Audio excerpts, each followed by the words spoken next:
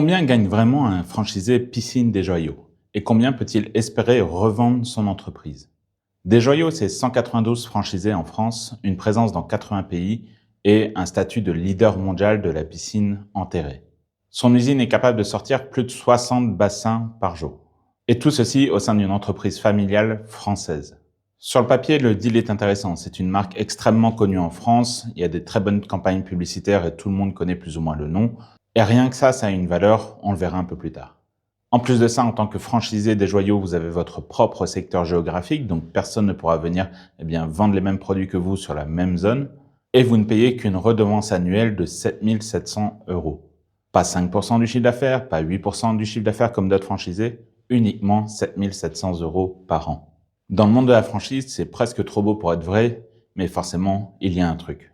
Alors, comme je le fais avec mes clients, j'ai ouvert les comptes, j'ai fouillé pour retrouver toutes les entreprises, les concurrents, et faire une analyse complète de la situation.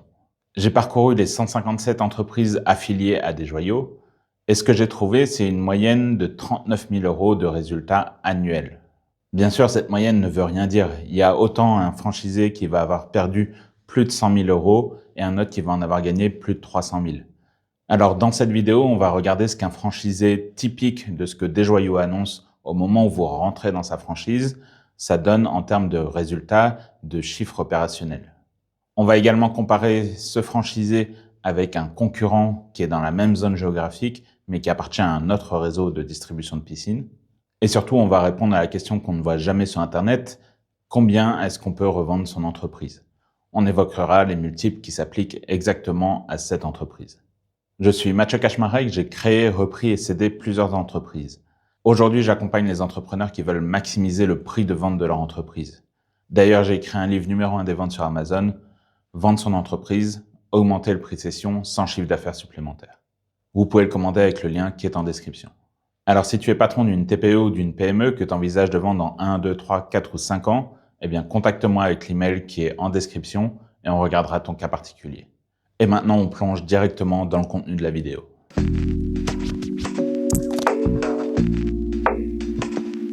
Avant d'ouvrir des comptes et comprendre la valorisation de l'entreprise, il faut savoir dans quel marché on se situe. Et le marché de la piscine en France est énorme. Il est estimé à 2,7 milliards d'euros par an.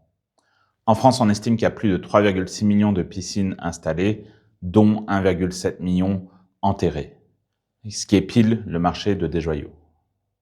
Et la bonne nouvelle, c'est qu'on est quand même sur un parc qui continue de grandir. En 2024, c'est plus de 95 000 nouvelles piscines qui ont été installées. Le chiffre d'affaires des piscines des Joyaux est en baisse de 16% par rapport à l'année dernière, et il y a de nombreuses causes à ça. On est en post-Covid, là où les gens ont voulu équiper énormément leur maison et donc ils ont investi pour installer des piscines. Mais surtout, on est dans un contexte géopolitique tendu et les consommateurs préfèrent épargner au cas où il y aurait des problématiques dans le futur plutôt que de se faire plaisir dans l'achat et l'installation d'une piscine. Un autre point marquant sur ce marché, c'est qu'on estime que 25% du chiffre d'affaires maintenant est consacré au renouvellement des piscines. C'est-à-dire que des personnes ont installé une première piscine et 10, 15, 20 ans plus tard, en refont faire une nouvelle. Et on va pas se mentir, la piscine, c'est surtout quelque chose qu'on retrouve dans le sud de la France, avec plus de 39% de part de marché, rien que sur la région Provence-Alpes-Côte d'Azur. Mais justement, ça ouvre des opportunités dans les autres régions. Le réchauffement climatique, les changements, les températures récentes qu'on a eues avec les canicules, incitent forcément les particuliers qui se trouvent dans le nord de la France, en Bretagne, le long de la côte atlantique, à installer des piscines également. Donc le marché a de beaux jours devant lui, sous réserve que, bien sûr, le contexte macroéconomique s'améliore. Enfin, il faut comprendre quand on analyse une société de piscinistes, que ce soit un franchisé des Joyaux, un indépendant ou un autre réseau, c'est qu'il y a différentes saisons dans l'année.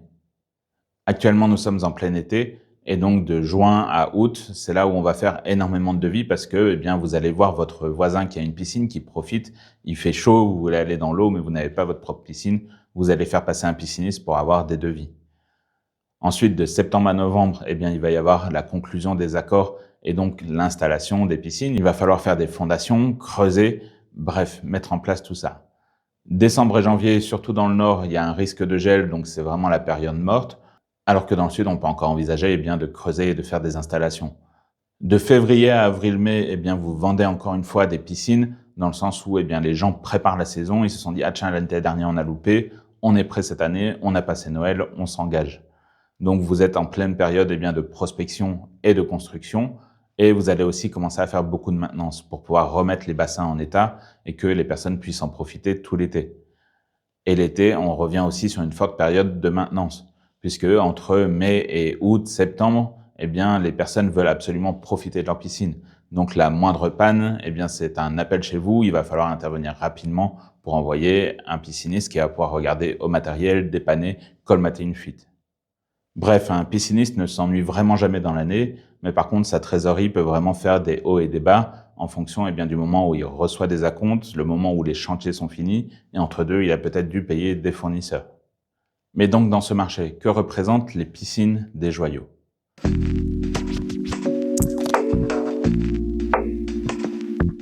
Les piscines des joyaux, ça a été créé en 1966, donc c'est leur 60e anniversaire actuellement. Et pour avoir une place de leader mondial, ils ont vraiment maillé le territoire d'abord en France, ensuite l'Allemagne est un gros territoire pour eux, et bien sûr dans 80 autres pays. Et leur force de frappe, c'est d'avoir internalisé un maximum de choses. C'est-à-dire qu'il y a plus de 200 personnes au siège de l'entreprise et à l'usine, qui se trouve à côté de Saint-Étienne, pour pouvoir produire et capter toute la valeur de production. C'est-à-dire qu'au lieu d'acheter un moteur chez un fournisseur et un liner chez un autre et ensuite de revendre ça à ses franchisés, Desjoyaux a concentré le tout dans son usine et permet d'avoir une certaine cohérence, mais surtout de capter toute la valeur ajoutée. Au lieu de laisser 10% de marge à un fournisseur, 15% à un autre, l'ensemble revient pour Desjoyaux. Et in fine, c'est comme ça qu'on a une usine qui est capable de délivrer plus de 60 piscines par jour complètes, que ce soit le bassin ou tous les éléments connexes. Et ce modèle intégré, c'est aussi une vraie force quand on voit les problèmes de chaîne logistique mondiale qu'on a eu actuellement. Entre tous les conflits, les détroits qui s'ouvrent, qui se ferment, les problématiques d'aviation parfois, forcément, quand on a tout sur son site et qu'on dépend beaucoup moins de différents fournisseurs, on peut continuer à livrer ses clients, même avec des problématiques comme on en rencontre là. Et on est aussi, bien sûr, moins assujetti aux variations du prix de transport des différents composants. Si on fait un zoom sur les franchisés des joyaux, il est demandé un apport personnel de 40 000 € au démarrage. Ça permettra d'avoir un emprunt pour financer un total d'environ 130 000 €. C'est ce qui est nécessaire pour démarrer une franchise des joyaux, en tout cas c'est ce que eux demandent. Il n'y a pas vraiment de frais d'entrée, l'argent ne va pas chez des joyaux. C'est juste pour vous permettre d'acheter le matériel, d'avoir un point de vente, d'avoir des premiers ouvriers, le besoin en fonds de roulement les premiers mois. Bref, c'est ça qui va permettre à l'entreprise de se mettre en marche. Et la promesse de Desjoyaux, c'est d'atteindre 600 000 € de chiffre d'affaires en 2 ans. Et la seule chose que Desjoyaux facture à ses franchisés de manière annuelle, c'est les 7 700 € de redevances. Donc que vous fassiez 400 000 € de chiffre d'affaires ou 5 millions comme le plus gros franchisé que j'ai retrouvé, vous payez 7 700 € annuels. On peut donc se poser la question légitimement de quel est l'intérêt pour Desjoyaux de demander aussi peu d'argent à ses franchisés. On va voir ça dans la prochaine partie où on analyse les comptes détaillés d'un franchisé.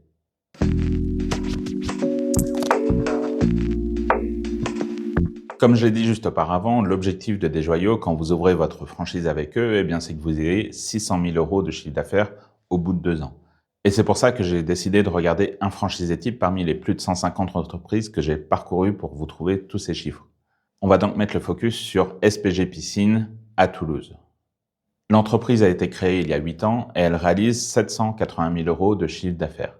Et voilà ce que l'on peut trouver dans ses comptes. Le premier poste de dépense, c'est l'achat des marchandises pour pouvoir construire les piscines. Que ce soit les pompes, le bassin en lui-même, peut-être le carrelage même qui va accompagner la construction de cette piscine. À Toulouse, ça représente 371 000 €, soit 47,6% du chiffre d'affaires. Donc quasiment 1 € sur 2 qui est généré par cette entreprise repart vers Desjoyaux puisque le matériel est acheté chez eux. Et c'est là où Desjoyaux a réalisé un coup de maître, c'est-à-dire que chaque franchisé va lui acheter du matériel tous les ans. En France, Desjoyaux, c'est environ 58 millions € de chiffre d'affaires annuel. Et si on prend les 192 franchisés, ça revient à peu près à 300 000 € de matériel chacun. Donc ici, on est vraiment sur un franchisé type. Avec 371 000, on est un peu plus, mais il a aussi un peu plus de chiffre d'affaires que les 600 000 € annoncés. Et c'est ça qui permet donc aux franchiseurs fabricants piscines Desjoyaux de dégager l'année dernière un bénéfice opérationnel de 8 millions d'euros. Et retiens bien ce chiffre de 8 millions d'euros de bénéfices opérationnels, puisqu'on reviendra dessus dans quelques instants quand on parle de la valorisation autant des franchisés que du franchiseur. Le deuxième poste de dépense du franchisé de Toulouse, c'est les charges externes. Elles représentent 194 000 euros et 24,9% du chiffre d'affaires.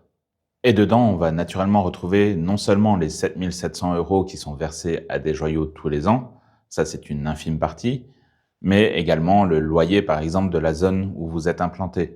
Donc si vous implantez dans une zone commerciale plus dense qu'un autre, vous allez payer plus de loyer, ça va venir impacter ce chiffre-là. On peut aussi y retrouver parfois la sous-traitance, c'est-à-dire qu'un pisciniste pourrait décider de construire lui-même ou encore de faire sous-traiter la construction et ne faire que la partie commerciale de devis, de vente, peut-être d'entretien.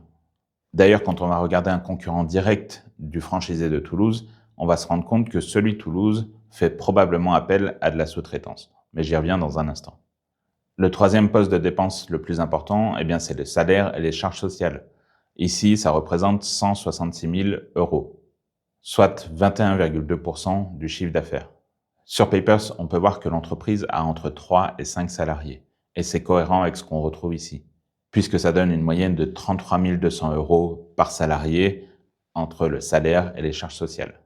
Le grand dilemme des piscinistes quand ils engagent, c'est de savoir est-ce qu'ils vont le faire eux-mêmes avec des ouvriers, et est-ce que ces ouvriers vont être polyvalents pour pouvoir faire peut-être de la maintenance en plein été, parce que dans tous les cas, on ne pourra pas aller creuser des nouveaux bassins, ou alors est-ce qu'il fait appel à une sous-traitance, donc il a moins de charges de salariés, est-ce qu'il fait appel à des saisonniers juste pour faire la maintenance pendant les hautes périodes? Tout ça, ce sont les dilemmes auxquels il doit lui-même répondre.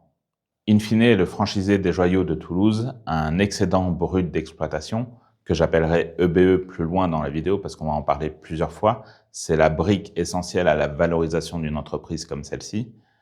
Donc cet excédent brut d'exploitation, c'est quelle est la valeur que l'entreprise arrive à créer tous les ans à partir de son chiffre d'affaires. Donc pour le franchisé de Toulouse, ça représente 51 300 euros annuels, soit 6,6% de son chiffre d'affaires. Sur les 3 dernières années, on peut voir que le dirigeant s'est versé pour 102 000 euros de dividendes et qu'il a encore plus de 135 000 euros en réserve distribuables dans son entreprise.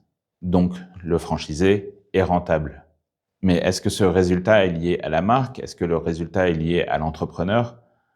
Pour pouvoir avoir une idée, on va le comparer avec un concurrent qui se trouve à 35 km de chez lui, mais qui fait partie d'un autre réseau de franchises de piscines.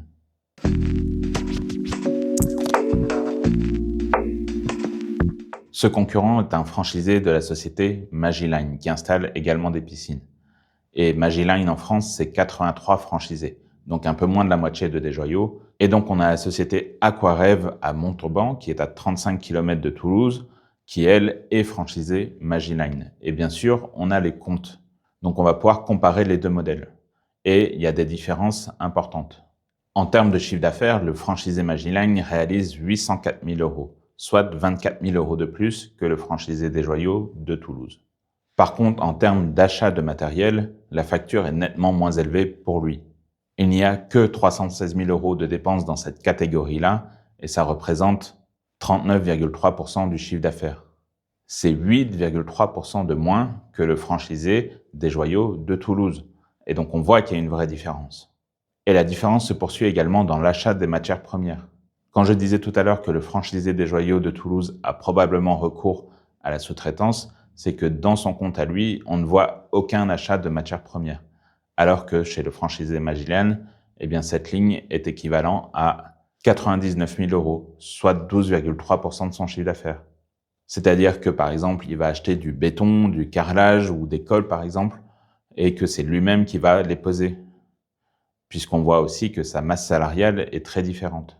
Chez Magiline à Montauban, on a 240 000 euros qui sont dépensés pour les salaires et les charges, soit 29,9% du chiffre d'affaires, contre seulement 21,2% chez Desjoyaux. Mais ça se voit également dans les autres achats externes. Là où chez Desjoyaux, on avait 194 000 euros sur ce poste-là, on n'en a que 105 000 euros chez Magiline. Donc on voit vraiment deux modèles qui se différencient. L'un va probablement construire lui-même, alors que l'autre va faire sous-traiter. Et il n'y a pas de problème, les deux se valent. puisque, in fine, l'EBE chez Magiline est de 39 000 €, soit 5% du chiffre d'affaires, contre 6,6% chez le franchisé des joyaux. Donc, ce qu'on peut remarquer sur un territoire donné et une taille de structure équivalente, eh bien, c'est que la rentabilité est quasiment la même, mais la manière d'y arriver est très différente. Donc maintenant, on peut vraiment se poser la question de combien vaut une telle entreprise. Est-ce que être franchisé des joyaux ou Magiline, ça rapporte plus au moment de la cession? Pas tellement, puisqu'elles ont plus ou moins les mêmes modèles. Ce qui diffère, c'est d'autres paramètres, et on y vient tout de suite.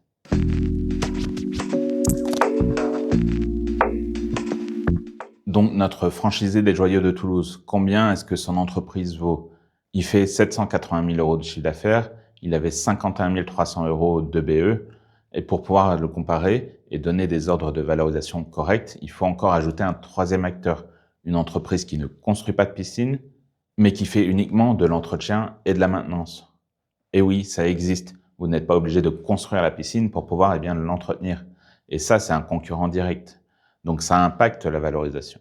Donc j'ai trouvé une entreprise qui ne fait que de l'entretien et de la maintenance, qui s'appelle Passion Piscine, qui est à Saint-Raphaël dans le Var. Donc on n'est pas sur la même zone géographique, mais les chiffres restent cohérents et ils permettent d'expliquer la suite de cette valorisation et les différents niveaux que l'on peut retrouver. Passion Piscine fait 277 000 € de chiffre d'affaires uniquement avec de l'entretien et de la maintenance.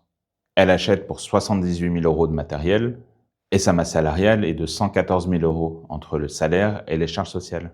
Tout ceci pour un EBE de 12 400 €, soit 4,5% du chiffre d'affaires. On n'est pas très loin des 5% de Magiline ou des 6,6% de Desjoyaux. Et pourtant, cette entreprise qui fait nettement moins de bénéfices pourrait valoir bien plus cher, en tout cas en termes de proportionnalité, puisque 1 € dans son entreprise qui est gagné ne vaut pas la même chose que 1 € pour un pisciniste qui va faire de la construction. Pourquoi? Parce qu'un pisciniste qui ne fait que de la construction, eh bien lui, il va avoir un carnet de clients qui va être vide en janvier et qu'il va falloir remplir toute l'année pour faire son chiffre.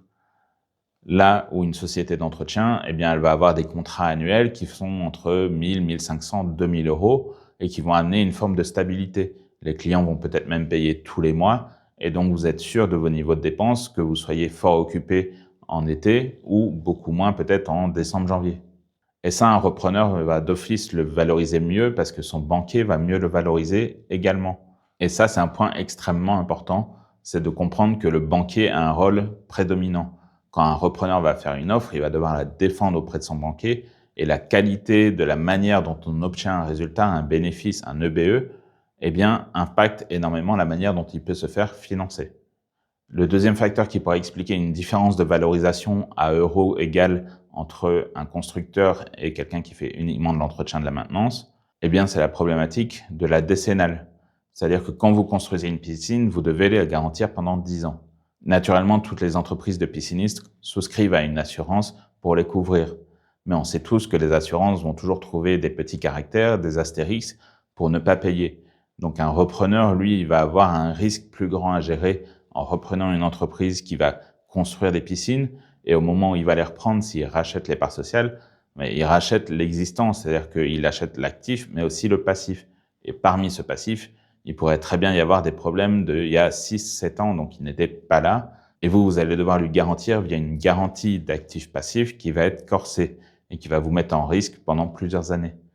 Le troisième point qui pourrait expliquer une différence de valorisation entre un constructeur de piscine et quelqu'un qui fait de l'entretien, eh bien, c'est l'investissement initial et le recrutement.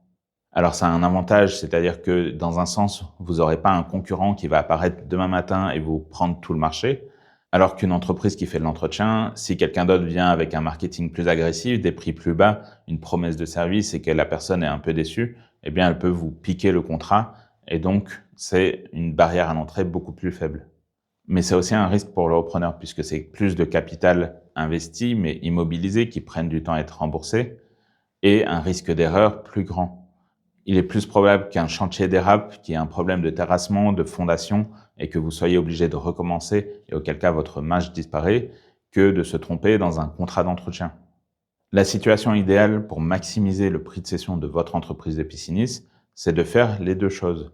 D'un côté, construire les piscines, donc vous avez une barrière à l'entrée forte, vous ne pouvez pas avoir un concurrent qui débarque du jour au lendemain, et de faire de l'entretien. qui amène une trésorerie stable, qui amène beaucoup moins de risques et qui permet aussi à un repreneur de faire valider son dossier beaucoup plus facilement. En plus, si vous êtes franchisé des joyaux, vous profitez d'une image de marque. C'est pour ça que vous payez ces 7 700 € et que vous fournissez auprès de l'usine officielle. Vous avez une qualité, c'est beaucoup plus facile à vendre auprès d'un client en disant c'est une piscine des joyaux que moi je me lance en tant qu'indépendant et je vais créer des piscines. Il va falloir que je fasse toute mon image de marque. Donc ça a une valeur aussi. Donc concrètement, si on reprend notre franchisé des joyaux de Toulouse, il a un EBE de 51 300 €. S'il avait été indépendant et qu'il construisait des piscines sans le nom des joyaux et qu'il avait très peu de contrats d'entretien, son multiple de valorisation serait entre 2 et 3. C'est-à-dire qu'on multiplierait son EBE par 2 ou par 3, ce qui donne une fourchette entre 102 000 et 153 000 € de valorisation. Si maintenant, ce même constructeur de piscine indépendant arrive à inclure 25% par exemple du chiffre d'affaires qui viendrait de l'entretien et de la maintenance, naturellement, ces multiples vont augmenter. Et là, on pourrait viser entre 3 et 4, soit entre 153 000 et 205 000. Mais maintenant, étant donné qu'il est franchisé des joyaux, comme je le disais juste avant, c'est plus facile de vendre une piscine des joyaux, donc il y a une prime pour ça. Le multiple va être forcément plus élevé. S'il ne fait que de la construction, son multiple de BE va être entre 2,5 et 3,5, ce qui donne une valorisation entre 128 000 et 179 000 €. Et s'il génère 25% de son chiffre d'affaires ou plus même avec des contrats d'entretien, les multiples à ce moment-là seront entre 3,5 et 4,5. Donc entre 179 et 230 000 € de valorisation. On voit donc que pour un même EBE, il peut y avoir différentes valorisations et un écart considérable de 128 000 entre un indépendant qui construit tout seul ses piscines sans chiffre d'affaires dans la maintenance et un franchisé qui va avoir 25% de maintenance en plus. Ça représente une quantité d'argent importante. Pour une entreprise qui ne ferait que de l'entretien et de la maintenance comme Passion Piscine qu'on a vu un peu plus tôt, son multiple à lui serait entre 3 et 5 en fonction de la durée des contrats et de l'ancienneté des contrats. Naturellement, une fois qu'on a fait ce multiple de BE, ça n'est pas la seule chose que le repreneur va payer. On va d'un côté ajouter la trésorerie disponible au moment de la cession et on va enlever les dettes financières. À ce moment-là, vous vendez vos parts, la trésorerie s'est équilibrée, vous avez un multiple de valorisation et vous obtenez la somme que vous encaissez. Un repreneur vous paye sur vos résultats du passé, donc il utilise votre BE, et le multiplicateur, c'est un peu la confiance dans l'avenir qui va pouvoir développer mieux l'entreprise que ce que vous avez fait. Et c'est comme ça qu'on décide de vous payer. Maintenant, si on regarde les multiples de valorisation du franchiseur et constructeur Piscine des Joyaux en lui-même, tout à l'heure, je vous parlais des 8 millions € de bénéfices opérationnels que l'on va rapprocher de l'EBE pour une entreprise standard. L'entreprise des joyaux est en partie cotée à la bourse et on a une valorisation globale de l'entreprise de 112 millions €, soit 14 fois ses bénéfices. Et c'est normal, puisque c'est une entreprise bien plus grande et il y a bien sûr beaucoup plus de barrières à l'entrée. On ne va pas demain créer un nouveau leader mondial de la piscine enterrée avec une simple intention. Donc c'est normal qu'il soit mieux valorisé parce qu'il y a effectivement une usine qui a une capacité de production. Le passé aussi a montré qu'ils étaient capables de faire beaucoup plus de résultats que ce qu'ils ont fait là, mais que malgré la baisse de chiffre d'affaires de 16%, ils sont encore rentables. Et c'est là où le modèle intégré de Desjoyaux, c'est-à-dire que l'usine produit non seulement la piscine en elle-même, mais aussi tous les composants accessoires, ça ramène de la valeur ajoutée et ça permet d'avoir la confiance des actionnaires. Donc, est-ce que être franchisé des joyaux, c'est une bonne affaire ou pas? C'est surtout une affaire de est-ce que vous gérez bien votre business? On a vu qu'entre Desjoyaux et Magiline, il y avait une équivalence de résultats malgré la différence de manière de procéder. Mais ce n'est pas forcément la marque qui fait la rentabilité même de l'entreprise. Le patron qui est sur place a une forte importance dans la manière dont son entreprise arrive ou pas à générer de l'argent. Parmi les plus de 150 entreprises que j'ai analysées qui font partie des franchisés des joyaux, il y en a une minorité qui perdent de l'argent, mais il y a des montages avec des holdings et des SCI, donc il est difficile d'être certain à 100% que c'est l'exploitation même de l'entreprise qui fasse perdre de l'argent. Dans tous les cas, on se rend compte que plus on anticipe sa cession d'entreprise, le mieux c'est. Si vous faites actuellement que de la construction de piscine, eh bien vous avez le temps de déployer de la maintenance et des contrats de maintenance, d'insister là-dessus pour pouvoir amener de la régularité et améliorer votre multiple de valorisation. Et comme je le disais au tout début de la vidéo, les Piscines des Joyaux, c'est une entreprise familiale française. C'est actuellement la 3e génération qui est à la tête, avec Jean-Louis Desjoyaux, mais c'est la 4e génération qui est déjà nue propriétaire des actions de la famille Desjoyaux. Donc le fils aîné de Jean-Louis Desjoyaux, Alexandre, prendra la tête, et en attendant, ils ont déjà anticipé depuis 2019 le transfert de la propriété. Jean-Louis Desjoyaux ne garde que l'usufruit actuellement. Si le leader mondial de la piscine enterrée prépare sa session des années à l'avance, qu'est-ce que vous attendez en tant que patron pour vous y mettre dès maintenant? On peut avoir un meilleur schéma fiscal, c'est-à-dire que vous payerez moins pour la même somme encaissée. On peut augmenter votre multiple de valorisation tant en travaillant sur l'opérationnel que les bilans. Et enfin, on peut se positionner par rapport au reste du marché. Si vous arrivez au moment de la session et qu'il y a 6 autres piscinistes à vendre en même temps que vous sur le marché, d'office, les multiples vont être plus bas parce que les repreneurs auront le choix. C'est pour ça que je vous invite à me contacter par email qui est disponible en description. On organisera un premier rendez-vous pour votre entreprise. On bâtira une stratégie pour faire la valorisation et pour la mettre sur le marché dans les meilleures conditions. L'objectif, c'est que vous ayez le meilleur prix de cession possible avec les meilleures conditions de paiement possibles. D'ailleurs, en parlant de conditions de paiement, il y a ce qu'on appelle parfois l'earn-out, les clauses de complément de prix. Et certaines sont faites pour ne pas être payées. J'ai fait une vidéo exprès pour vous expliquer comment vous faire payer dans tous les cas. Vous pouvez cliquer dès maintenant.